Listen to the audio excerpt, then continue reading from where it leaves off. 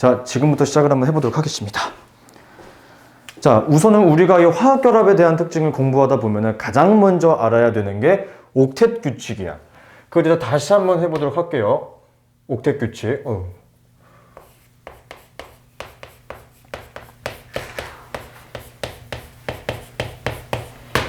자, 옥텟 규칙이라고 하는 것은 무엇인지에 대해서 고민을 해보자 보면은 어렵지 않아요. 우리가 중학교 2학년 때 배웠던 내용 중에 하나인데, 원자라고 하는 친구는 원자 핵과 전자로 구성이 되어 있고, 그 원자 핵의 전하량과 전자의 개수는 무조건 일치합니다. 그쵸?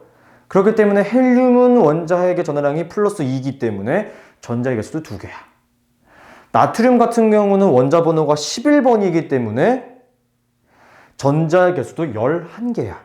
이런 개념으로 생각을 하면 굉장히 빨라지게 되는데, 그러므로 지금 우리가 얘기하고자 하는 저 옥텟 규칙이라고 하는 것은 결국 무엇인 것이냐? 그냥 전자의 배치라고 생각을 하시면 돼요. 전자의 배치에 대해서 우리가 지금 공부를 할 것이다. 근데 전자의 배치가 자기 멋대로 이루어지지 않기 때문에 우린 이걸 공부를 해야 되는 거야. 자, 우선 첫 번째로 해야 될 것, 이 전자가 일정한 규칙이 존재해요. 그러니까 이름이 옥텟 규칙이겠지? 자, 어떤 규칙을 따라가게 되는 것이냐? 첫 번째, 전자가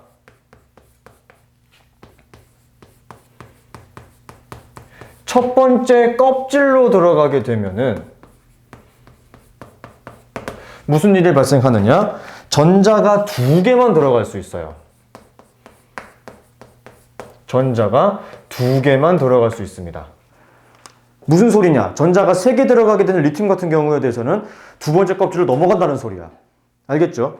그렇기 때문에 그럼 그 다음 껍질이라고 볼 수 있는 두 번째 껍질은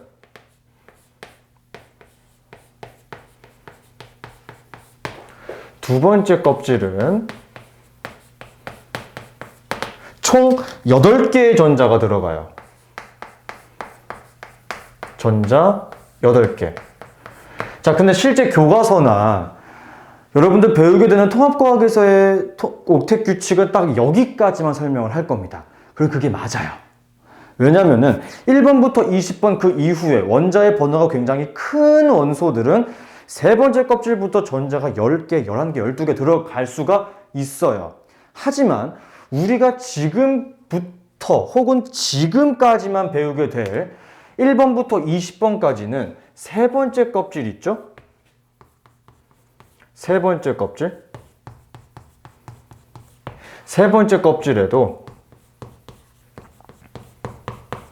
전자는 8개까지밖에 들어가지 못해요. 이렇게 되는 겁니다. 아시겠죠? 자, 그러면 이 옥텟 규칙이 도대체 무엇이길래 배우는 것이냐? 자연 상태로 존재하는 대부분의 원소, 원자들은 반드시 이 옥텟 규칙을 만족하고 싶어 해요. 만족하고 싶어 한다. 자, 그래서 어떤 일이 생기는지 제가 한번 세 번째 줄에 있는 원소들을 가지고 설명을 해보도록 하겠습니다. 첫 번째, 자, 나트륨 몇 번이에요? 11번이죠. 그렇기 때문에 원자 핵의 전하량은 플러스 11이라고 볼 수 있어요. 그럼 전자의 개수는 몇 개? 11개. 그러면은 첫 번째 껍질에는 전자가 2개밖에 못 들어가고 두 번째 껍질에 8개, 세 번째 껍질에 하나 들어가겠죠. 그쵸? 원자 핵의 전하량과 전자의 개수는 일치해야 하니까요. 그쵸? 그 다음으로 형성되어 있는 원소의 이름은 마그네슘이라고 하죠. 마그네슘 같은 경우는 원자 번호가 12번이기 때문에 원자 핵의 전하량도 12일 것이고, 그에 따라서 전자 배치가 2, 8, 2의 구조를 따르게 될 것입니다. 그쵸? 그 다음은 알루미늄이 들어올 거예요. 자, 알루미늄 같은 경우는 원자 번호가 13번이기 때문에 이렇게 형성이 될 것이고, 전자의 배치는 2, 8, 3의 전자 배치를 이루게 될 거야. 그쵸? 그 다음은 규소라고 하는 친구가 있어요. 실리콘. 우리가 흔히 아는 그 실리콘이야. 이 친구는 원자 번호가 14번입니다. 그렇기 때문에 첫 번째 껍질에 전자가 2개, 두 번째 8개, 세 번째 4개가 들어찰 거예요. 그 다음에 존재하는 원소는 P, 인입니다. 인 같은 경우는 원자 번호가 15번이에요. 그래서 이 친구 같은 경우는 2, 8, 5의 전자 배치를 따르게 되고요. 그 다음에는 친구는 S, 황입니다. 황은 몇 번이야? 16번입니다. 그럼 전자 배치가 어떻게 형성이 되는 것이냐? 2, 8, 6의 전자 배치를 이루게 되고요. 그 다음에 존재하는 Cl, 염소라고 하는 친구는 원자 번호가 17번이에요. 그렇기 때문에 전자 배치가 2, 8, 7의 전자 배치를 이루게 돼요. 자, 그럼 우리 천천히 한번 생각해 볼까요? 나트륨 같은 경우는 저 옥텟 규칙, 즉 288 구조를 만족하기 위해서 전자를 갖다 버리는 게 나을까? 가지고 오는 게 나을까? 버리는 게 낫겠죠. 얘는 갖다 버립니다. 마그네슘도 버려요. 알루미늄도 버려요. 자, 우선 실리콘 넘어가고, 규소 넘어가고, P, 인 같은 경우는 어떻게 하는 게 좋을까요? 가져와요. 황도요? 염소도요? 가지고 와요. 자, 우리는 저 내용을 보고 알 수 있는 사실 첫 번째. 자, 규소를 기준으로 왼쪽에 있는 친구들 같은 경우는 대부분 전자를 어떻게 하나요? 버리죠. 첫 번째 내용, 전자를 버린다. 전자 버린다. 자, 여러분, 전자를 버리게 되면 무슨 일이 발생하게 되는 것이냐? 원자 핵은 절대 움직이지 않아요. 그렇기 때문에 전자를 버리게 되면은 원자 핵이 가지게 되는 전하량 있죠. 원자 핵의 전하량이 전자를 하나 버렸기 때문에 전자가 가지게 되는 전자의 총 전하량보다 어떻게 되겠어요? 더 커져요. 그쵸? 자, 그럼 원자 핵의 전하량이 더 커진다라고 하는 소리는 결국 무슨 소리가 되겠습니까? 이 친구는 양이온이 되겠죠. 양이온. 그쵸? 근데 여러분, 나트륨, 마그네슘, 알루미늄 다 륨, 튬, 슘으로 끝나죠. 걔네들은 다 무슨 원소야? 금속 원소.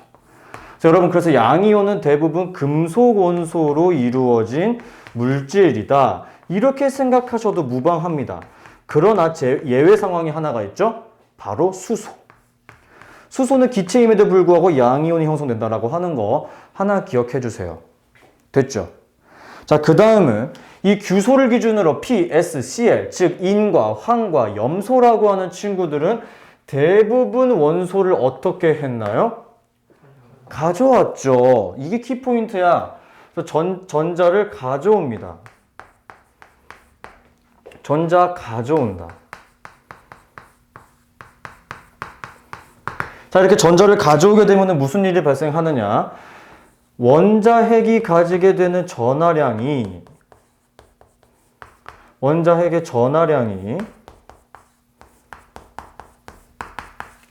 바로 전자의 총 전하량보다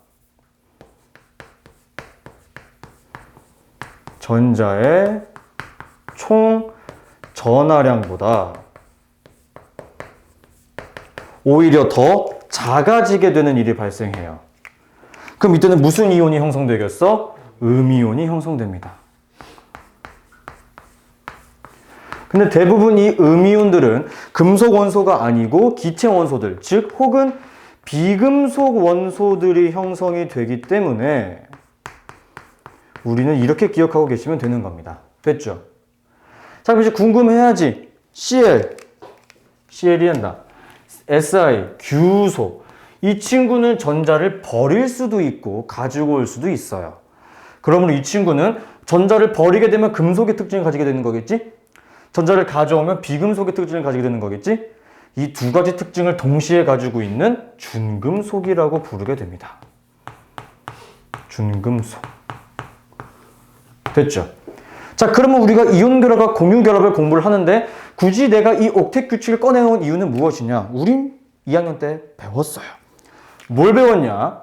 플러스 전하, 즉 플러스 전기를 띠고 있는 친구와 마이너스 전하, 즉 마이너스 전기를 띠고 있는 친구 사이에는 무슨 힘이 작용하죠?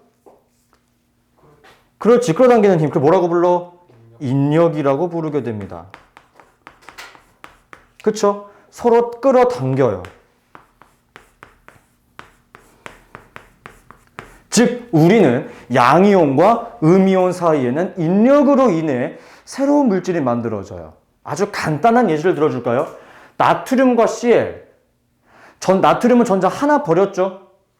Cl은 전자 하나 얻어오면 되죠? 그럼 나트륨이 이렇게 얘기합니다. 어이 염소, 전자 하나 줄 테니까 나랑 거래하자. 난 전자 버리고 싶거든. Cl, 오, 겟땡큐, 가져와. 해서 전자를 주고 가져온과 동시에 너 아주 마음에 들었어. 와, 넌 내 친구야. 싹 결합을 해버려. 그래서 무엇이 형성되는 거야? 나트륨은 전자 하나를 주고 Cl은 염소는 전자 하나 가져옴으로 인해서 염화나트륨 생성되는 겁니다. 얘가 뭐예요? 소금이죠. 오케이? 그래서 이것은 양이온과 음이온끼리의 결합이라고 해서 우리는 이온 결합이라고 불러요. 우린 오늘 이러한 결합이 어떻게 형성이 되는지, 그 다음 왜 생성을 하는지, 그 다음 또 다른 결합에는 무엇이 있는지에 대해서 공부를 하는 게 오늘의 키포인트다. 이해하셨죠? 자, 그 다음으로 우리가 배울 친구는 뭐냐면요. 결국 여러분 지금 우리가 열심히 배우고 있는 이 단원 자체가, 이 옥텟 규칙이라고 하는 것 자체가 애들이 저 옥텟 규칙이라고 하는 것을 완전히 만족하고 싶어 하는 거잖아. 그치? 이거 왜 이렇게 안 지워지니? 물 때문에 그렇구나. 결국 완전히 만족하고 싶어 하는 거잖아. 그러면 우리가 한번 공부를 해보자. 자연 상태에서 이미 만족하고 있는 친구들이 있어요. 우린 그 친구를 뭐라고 부르느냐? 바로 비활성 기체라고 불러요.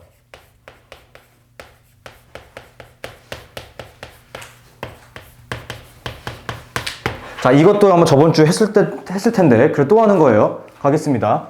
첫 번째, 비활성 기체에 죽는 세 가지가 있어요. 첫 번째로는 헬륨이 존재하고요.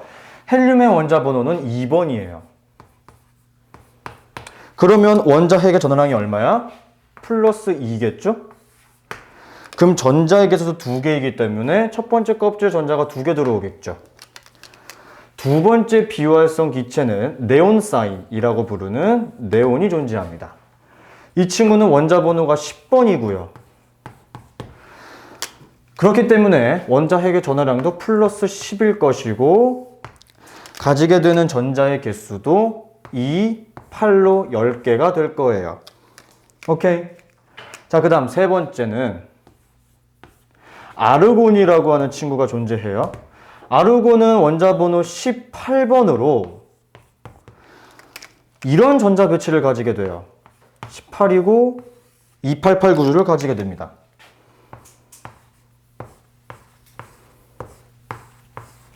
자, 여러분 얘네들은요.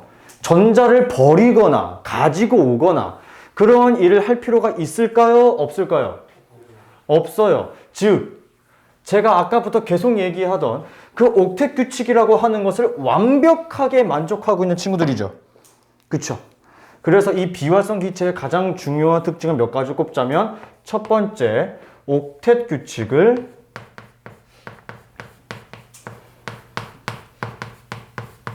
만족한다. 그렇기 때문에 굉장히 안정된 원소다.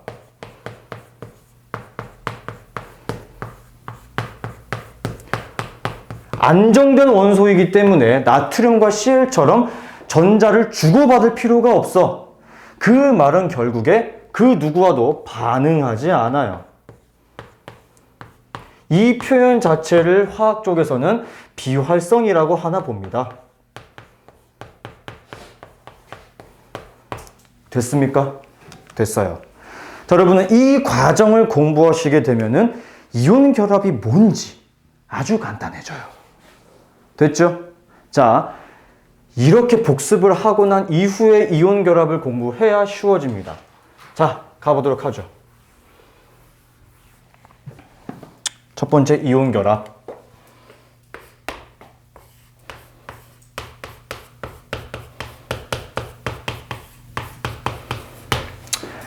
자, 내가 어느 정도 수준으로 설명을 할지 좀 고민을 해봤어. 이거를 중학교 2학년 파트를 다 알고 있다라고 하는 가정하에 설명을 해야 될까? 아니면 중학교 2학년 때는 이제 막 중학생이니까 아무것도 모른다라고 하는 가정하에 설명을 해야지 좋을까? 굉장한 많이 고민을 했는데 그냥 다 빡대가리다라고 생각을 하고 가도록 할게요. 아주 좋은 생각인 것 같아. 자, 여러분, 이온 결합이라고 하는 것은요, 간단해요. 그냥 결국 플러스랑 마이너스의 결합이야. 오케이? 자, 가볼게요. 플러스와, 좀 이상해 보일 수는 있지만, 플러스와 마이너스의 결합이야. 근데 여러분, 결국 이 이온 결합이라고 하는 것도 원자들끼리의 결합이거든? 그럼 그 원소랑 원자가 플러스를 띄고 있다는 건 뭐야, 결국에? 양이온이란 소리겠지. 그치? 그러면 여러분, 결국에 이 플러스랑 마이너스의 결합이라고 하는 것은 이렇게 생각할 수 있다는 소리입니다. 바로 양이온과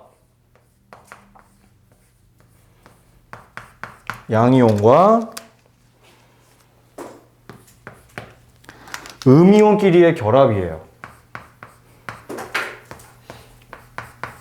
근데 우리 방금 얘기했지. 양이온은 대부분 어떤 원소가 형성된다고? 그렇지. 그러므로 두 번째네요. 결국 이 이온 결합이라고 하는 친구는 그래서요, 금속 원소와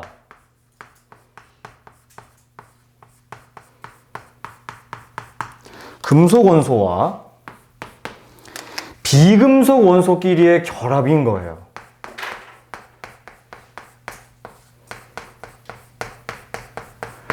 금속 원소와 비금속 원소끼리의 결합이다. 됐죠? 자, 그 다음은 내가 여러분들을 빡대가리라고 하자라고 얘기했던 이유 중에 하나가 무엇이냐?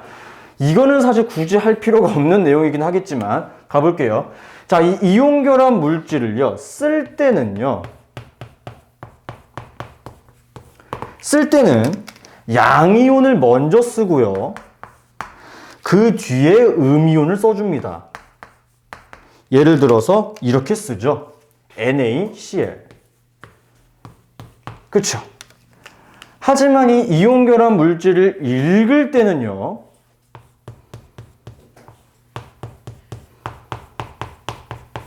거꾸로 뒤에서부터 읽어주죠. 음이온, 그 다음 양이온으로 읽어줍니다. 그래서 우리는 저 NaCl을 읽을 때 어떻게 읽어? 염화나트륨이라고 읽잖아.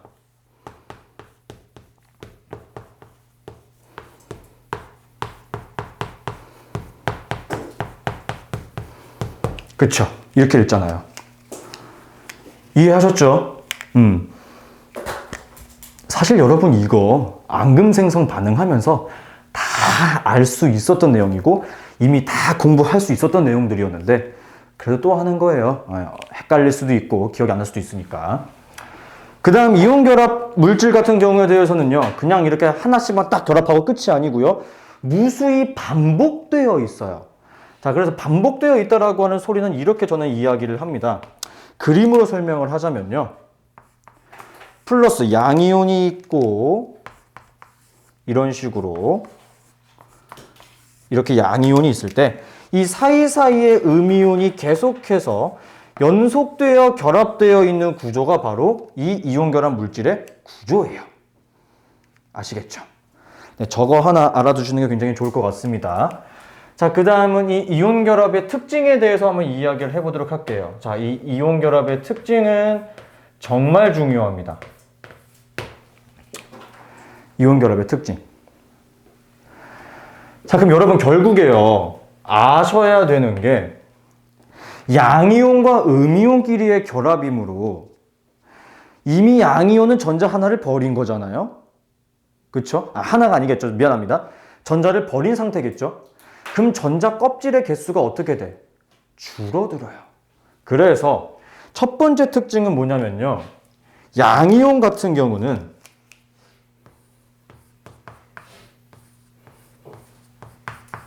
양이온 같은 경우는 전자의 배치가 본인이 위치했던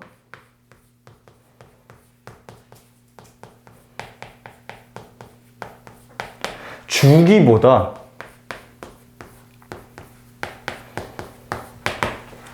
전 주기에 18쪽 원소랑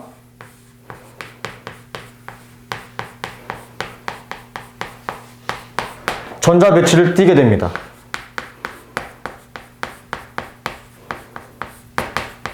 자, 무슨 소리냐? 여러분, 나트륨 원래 2, 8, 1이죠. 전자 하나 갖다 버리면 네온과 똑같은 전자 배치를 이루게 되잖아요. 그렇죠? 이거 원래 저번 시간에 배웠어야 하는 건데 지금 복습하는 거예요. 이러한 전자 배치를 이루고 난 상태에서 그 다음 음이온과 결합을 하게 되는 거야. 자, 음이온 같은 경우는 그럼 어떤 전자 배치를 이루게 되냐면은 본인이 위치하고 있는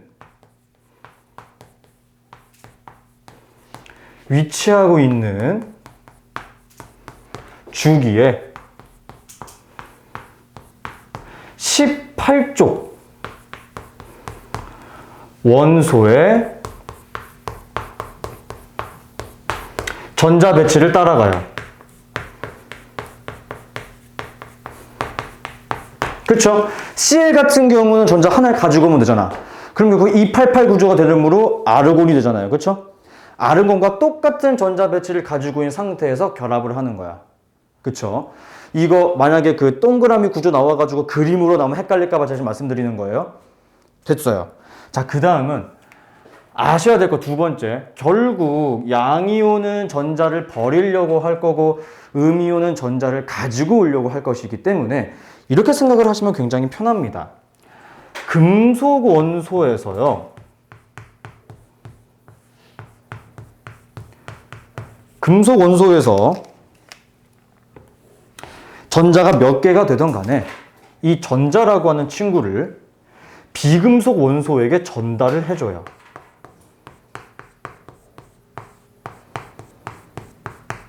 그럼 어때? 서로가 서로에게 엄청나게 고맙겠지.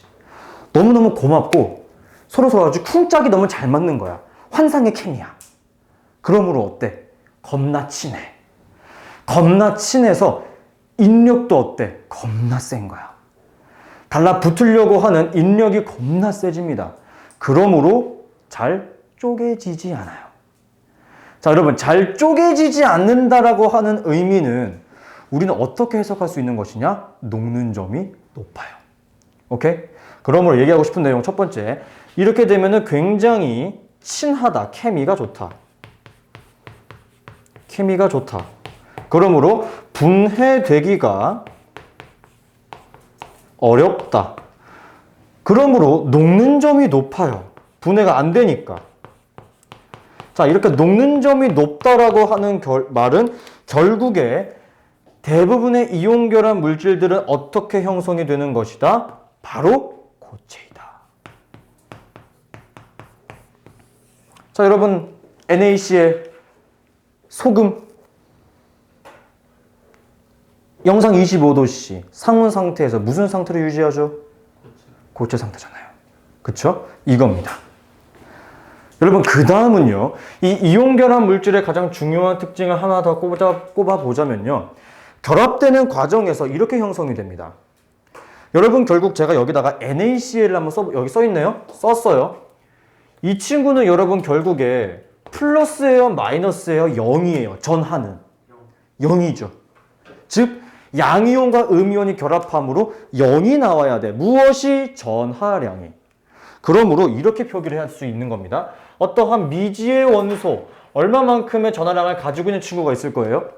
그러니까 이해했죠? 미지수 X야. 미지수 X의 미지수의 전하량이야. 오케이? 둘 다 몰라. 모르는 값이야. 여기다가 미지의 알 수 없는 음이온 그리고 그 값도 알지 못하는 전하량이 이렇게 있어. 오케이? 그러니까 숫자 모른다는 표시가 미지수잖아요. 변수. 이 둘이 더해지게 되면은 표기할 때 어떻게 표기해야 된다? 양이온을 먼저 써줘야 되는데 여기에 y 값이 들어와요. 그리고 여기에 음이온 값이 들어옵니다. 이런 식으로. 이렇게 결합해요. 오케이? 결합은 이렇게 형성되는 것이다. 자, 결국 이렇게 형성되고 나면은 이 친구는 전하량이 없기 때문에 결국에 이온 결합 물질의 가장 중요한 특징은 무엇이다? 이온 결합 물질은 전기적으로 중성이다.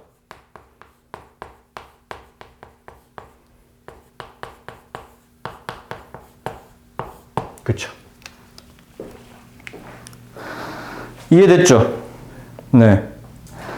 자, 그 다음 여러분 이 친구들은요, 물에 녹아 들어가게 되면은 다시 이온 상태로 돌아가요.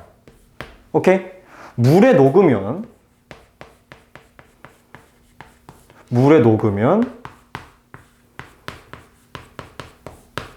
다시 이온화가 됩니다. 결국 네, 다시 쪼개지는 거예요. 양이온과 음이온으로. 다시 이온화가 된다. 다시 양이온과 음이온이 된다. 이 말은 결국 어떻게 해석도 가능한 것이다? 아하! 물에 녹으면 전기가 졸라 짱짱 잘 통하겠네요.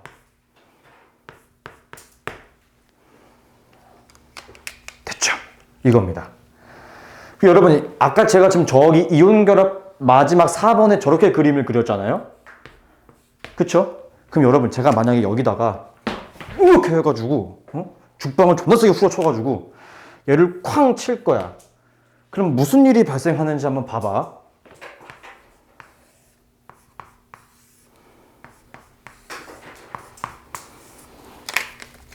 이런 식으로 한 칸 밀리겠죠. 그럼 여러분 무슨 일이 생겨요? 얘랑 얘 사이의 청력, 얘랑 얘 사이의 청력, 얘랑 얘 사이의 청력이 일어나겠죠. 그러므로 이온 결합 물질은 충격을 가해주게 되면은 쪼개집니다.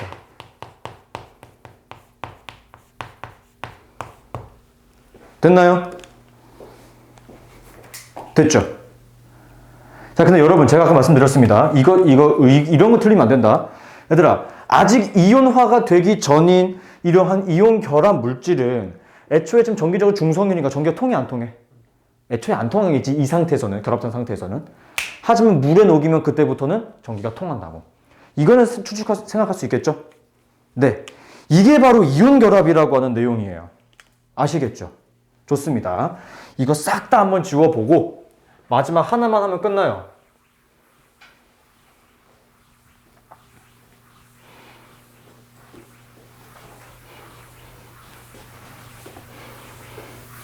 공유결합입니다. 얘는 저 다시 1번으로 갈게요.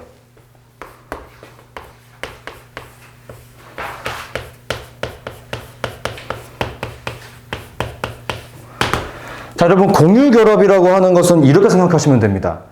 비금속과 비금속끼리의 결합이다. 오케이? 갈게요. 그래서 비금속과 그 다음 비금속끼리의 결합입니다. 아니 쌤, 비금속과 비금속이 어떻게 결합을 하나요? 아주 간단한 수소라고 하는 친구로 설명을 한번 하도록 하겠습니다. 수소 H2예요. 자, 여러분 이거를 하나하나 원자로 한번 생각을 해볼게. 자, 수소 원자 하나 그려보겠습니다. 이렇게 되어 있고 이 주변을 전자 하나가 이렇게 빙글빙글 돌고 있겠죠? 지금 얘는 옥텟 규칙상으로 보면 굉장히 불안정한 상태예요. 그쵸? 근데 아까 공부했다시피 수소는 전자 하나를 더 가지고 오려고 하지 않고 버리려고 하는 특징이 있단 말이야. 왜? 얘가 전자 두 개를 가지고 있을 만큼의 힘이 없다라고 생각해주면 좋아요. 근데 전자 하나를 가지려고 하면 자꾸 도망가 버리는 거야. 전자 하나의 힘이 더 세서. 근데 양쪽에서 똑같이 힘을 번갈아 가면서 주고 있으면 가지고 있기 쉽겠지. 그래서 자기랑 똑같은 처지에 있는 또 다른 수소를 하나 데리고 와요. 이렇게. 근데 알고 보니까 이 친구도 전자가 하나밖에 없는 친구잖아. 그치? 여기다가 같이 전자를 이렇게 놓고 하는 거야. 그러면 왼쪽 입장에서 이렇게 바라보면은 전자 두 개. 옥텟 규칙 만족하네요. 오른쪽 입장에서 보면은 전자 두 개, 옥텟 규칙 만족하는 거죠. 그러니까 서로 같이 쓰는 거야. 이해하셨죠? 예를 들면 이렇게 생각하시면 돼요. 우리 지금 딱 3명 있네. 흰색 도화지를 줬어. 얘들아, 태극기 그림 그릴 거야. 나 빨간색밖에 없어. 너 파란색밖에 없고 너 검은색밖에 없어. 여러분 혼자 있을 때 태극기 그릴 수 있어요? 없어요? 못 그려요. 하지만 우리 셋이 가운데다 색깔을 고이 모셔다 두고 같이 쓰면은 완벽한 태극기를 그릴 수 있겠죠. 그쵸? 이런 개념입니다. 이온결합 같은 경우는 나한테 빨간색만 2개야. 난 너한테 주고 너 나한테 하나 주고. 그럼 개꿀 아니야? 이런 것처럼. 이게 바로 이온결합의 내용이었다면 공유결합은 이런 내용인 거죠. 부족한 것을 서로 공유하는 개념입니다. 아시겠죠? 그래서 이렇게 설명을 해요. 이온결합은 고마워. 나는 빨리 색깔 하나 버리고 싶었는데 얘가 필요하다고 해서 줘버리면 나는 나쁠 게 없거든. 얘랑 사이가 나쁘지 않은 것 같거든. 근데 공유결합은 내가 살짝 마음을 잘못 먹으면 어떻게 생각할 수 있어? 둘 태극기 못 그리게 해가지고 나만 상 받으면 나 상 받을 수 있는데 개꿀 아닌가? 해가지고 내가 맘만 먹고 색 다 들고 째버리면 어때? 둘 망하죠. 나만 개이득이지. 그래서 얘네들은 배신감에 쩔어 있는 애들이에요. 그래서 녹는 점이 낮기 때문에 대부분 기체로 존재합니다. 나 이렇게 설명을 해. 물론 적절한 설명은 아니겠지만 나 이렇게 설명을 합니다. 네, 공유결합은 이런 친구들이에요. 근데 여러분 여기서 하나 아셔야 될 게 이 친구는 지금 이게 한 쌍이죠. 그쵸? 이렇게 한 쌍으로 결합하고 있는 것을 우리는 일쌍이라고 할게요. 일쌍으로 결합해 있는 것을 우리는 단일결합이라고 부르게 되고요. 그리고 전자가 2개가 모자라가지고 2개를 공유하고 있는 두 쌍을 공유하고 있는 경우도 있을 수 있겠죠. 이때는 우리가 이중결합이라고 이야기를 하고요.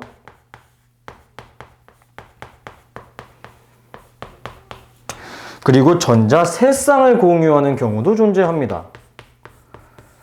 세 쌍을 공유하는 경우는 우리가 삼중결합이라고 이야기를 해요. 삼중결합. 한 쌍이죠, 그림 하나예요? 네, 그렇죠. 산소 같은 경우는 전자 2개가 모자르기 때문에 옆에 있는 산소와도 산소 2개를 가운데에 놓고 있는 거야. 즉 가운데 총 4개의 전자가 있는 거겠지. 그게 이중결합. 질소 같은 경우는 전자가 총 3개 모자른 친구거든요. 그럼 또 다른 질소라는 친구는 전자를 3개씩 공유해요. 그러므로 가운데 전자가 총 6개가 놓여 있겠죠. 사중결합은 없겠죠?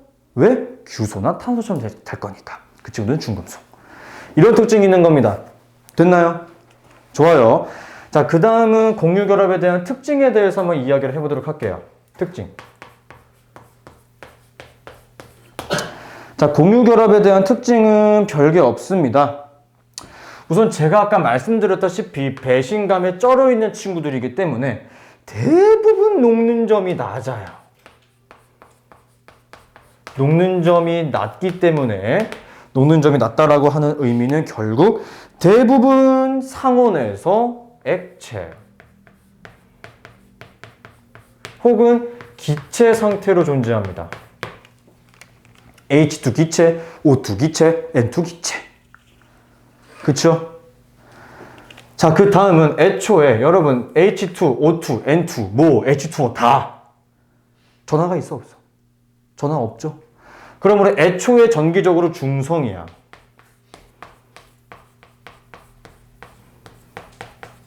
애초에 전기적으로 중성인데 아니 쌤 아까 이온결합도 전기적으로 중성이었지만 물에 녹아 들어감으로 인해서 전하를 띄었잖아요. 그쵸?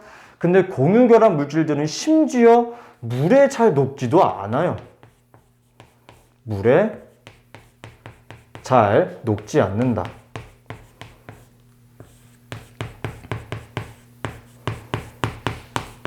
그러므로 그냥 애초에 전기가 잘 안 통해요. 공유결합은. 오케이? 그래서 그냥 공유결합은 전기 전도성이 정전도성이 거의 없다라고 생각하시면 되겠습니다. 됐죠? 자, 06 여러분 이걸로 마무리해도 괜찮습니다.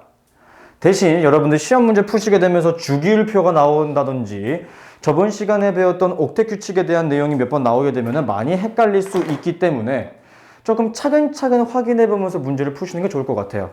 됐죠? 10분 쉬었다가 문제풀이 하도록 하겠습니다.